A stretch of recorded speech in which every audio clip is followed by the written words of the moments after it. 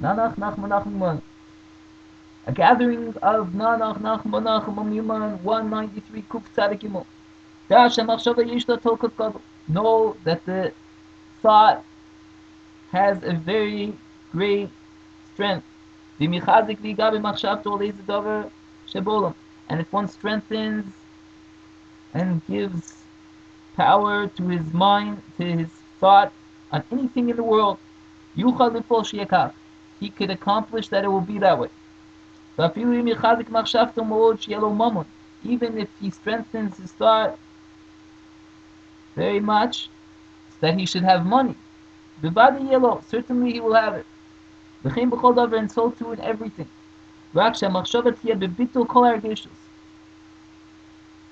Just that the thought should be to the extent that all his other feelings are null. And the thought is so strong that he could give over his soul, his life, with this thought. That is, he could actually feel the pain of death. That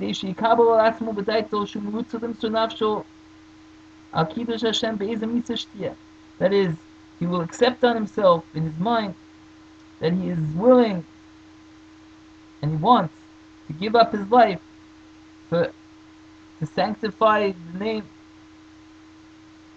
with whatever death. The Efshir L'chazik L'gaber Machshava Kokach, and it's possible to strengthen, to bring the thought to overcome to such an extent that to the extent that at the time that he accepts on it with his thought that he's willing and he would like to give up his life, to die in sanctification of the holy name, he will actually feel the pain of death. This is what Rabbi Akiva said in the Talmud. When they were torturing him to death, the Romans, with iron combs, and he said Shema, and the students asked him what was going on. So he told the students, my whole life I was pained by this verse. When will it come to my hands that I can fulfill it? The verse that says that you should love God with all your life. So now that it came my way, so now they're torturing him because he's Jewish and he's giving everything he could actually fulfill this verse. He was very happy, and though his body was being tortured. So Rabbi Nachman explains Rabbi Akiva's words. That is, at the time of saying Kriya Shema, Rabbi Akiva would accept on himself the 4 death penalties.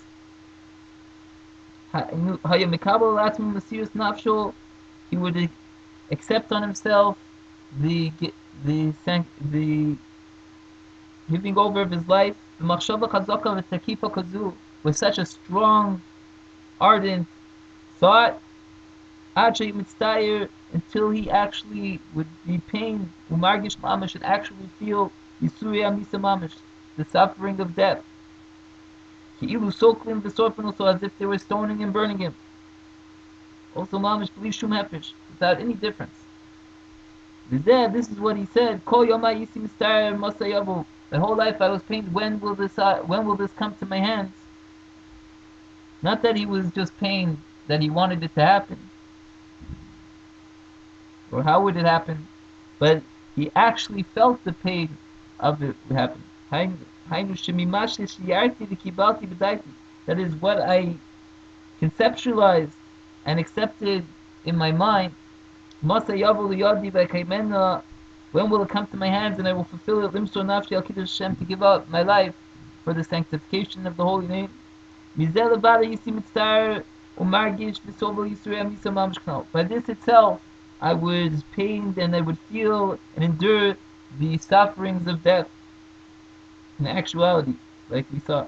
So now that it came to my hands in actuality, so I'm not going to fulfill it.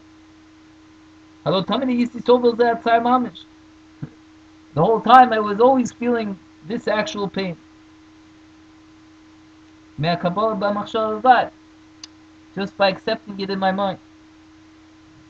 And now that he could now, so why shouldn't he do it now that this is actually happening? He should have the merit of actually giving his life to God, not just in thought. And when one strengthens his thought with self-sacrifice of such a degree, it is possible that he will actually die from pain. As if he was dying from this actual death. Because there's no difference between the actual death and the pain that one can feel just by thought. Therefore, it is necessary to prevent oneself and to distance oneself, that he should not linger at the time when he feels that he's very close, that his soul is going to depart. That he shouldn't die before his time. God forbid. Nanach